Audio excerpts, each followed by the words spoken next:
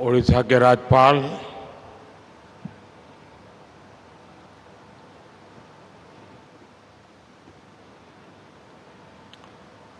श्रीमान रघुवर दास जी,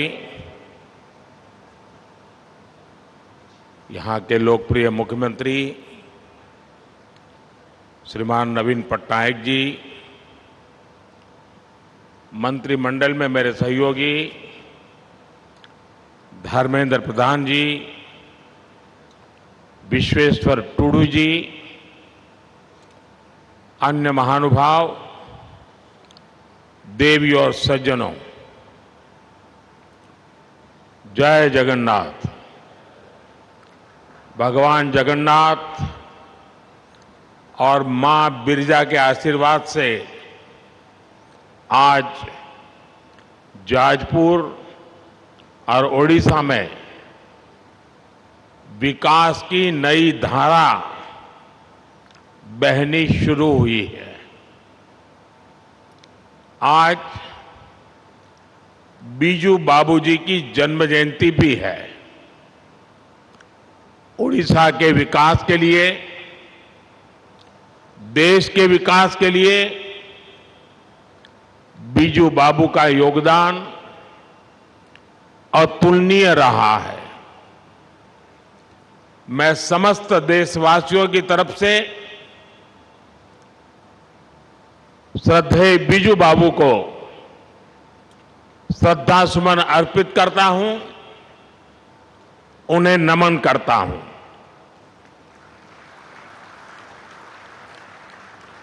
साथियों, आज यहां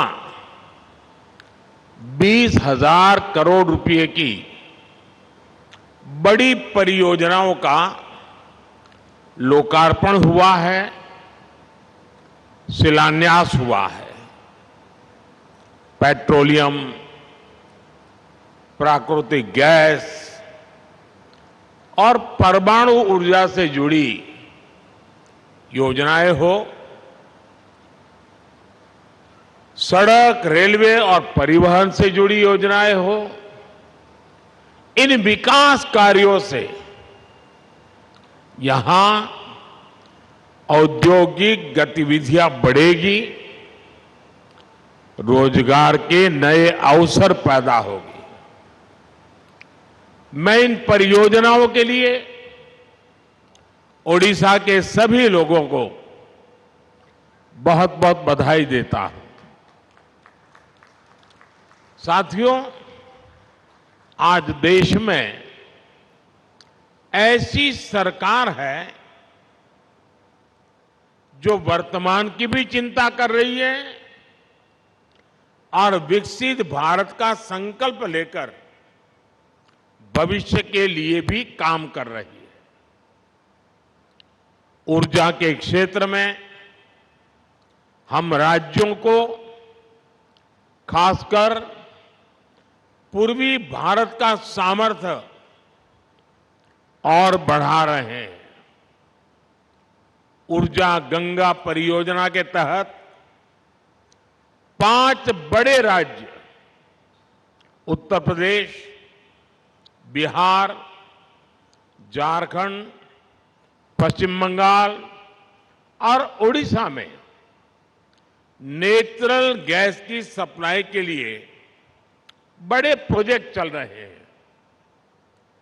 आज पारादीप, सोमनाथपुर, हल्दिया, ये पाइपलाइन भी देश की सेवा में समर्पित की गई है। आज पारादीप रिफाइनरी में नेचुरल गैस प्रोसेसिंग की एक यूनिट का उद्घाटन हुआ है। पारादीप रिफाइनरी में मोनो एथिलीन ग्लाइकोल के नए प्लांट का भी लोकार्पण हुआ है। इससे पूर्वी भारत के पॉलिस्टर उद्योग में नई क्रांति आएगी। इस परियोजना से भद्रक और पारादीप में बन रहे टेक्सटाइल पार्क को भी कच्चा माल आसानी से उपलब्ध होगा। साथियों, आज का ये आयोजन इस बात की भी पहचान है कि बीते वर्षों में हमारे देश में वर्क कल्चर कितनी तेजी से बदला है।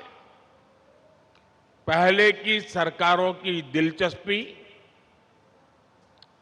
परियोजनाओं को समय पर पूरा करने में नहीं होती थी, जबकि हमारी सरकार जिस परियोजना की नींव रखती है उसे तेजी से पूरा करने का प्रयास भी करती है।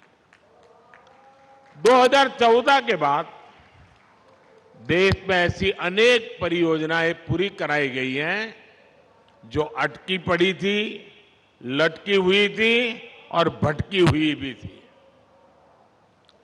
पारादीप रिफाइनरी की चर्चा भी 2002 में शुरू हुई, लेकिन 2013-14 तक कुछ नहीं किया गया। ये हमारी सरकार है जितने पारादीप रिफाइनरी का काम पूरा कराया। आज ही तेलंगाना के सांगारेड्डी में मैंने पारादीप हैदराबाद पाइपलाइन प्रोजेक्ट का लोकार्पण किया। 3 दिन पहले पश्चिम बंगाल के आरामबाग में हल्दिया से बरौनी तक 500 किलोमीटर से ज्यादा लंबी क्रूड ऑयल पाइपलाइन भी शुरू हुई है। साथियों, पूर्वी भारत को प्राकृतिक संसाधनों का असीम वरदान मिला है। हमारी सरकार इन संसाधनों को उड़ीसा जैसे राज्य की दुर्लभ खनिज संपदा को इसके विकास के लिए इस्तेमाल कर रही है।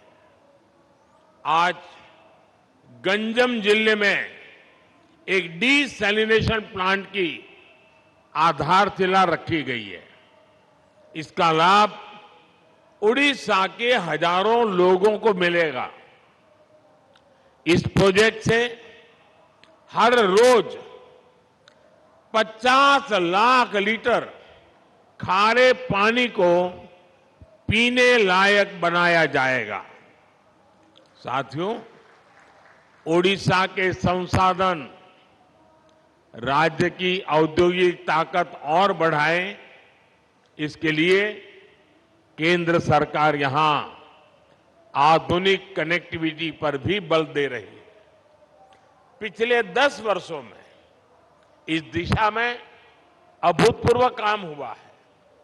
बीते 10 वर्षों में हमने ओडिशा में करीब 3000 किलोमीटर के नेशनल हाईवेज बनाए, रेलवे का बजट करीब 12 गुना बढ़ाया है।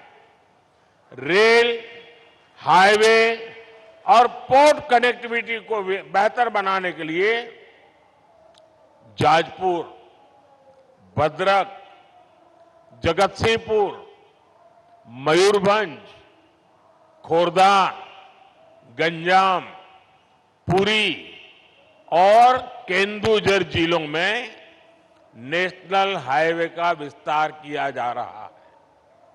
यहां के लोगों के लिए जब अनुगुल सुकिंदा नई रेल लाइन की सुविधा भी हो गई है, इससे कलिंग नगर औद्योगिक क्षेत्र के विस्तार का रास्ता खुल गया है। ओडिशा के विकास के लिए केंद्र सरकार ऐसे ही तेज गति से काम करती रहेगी।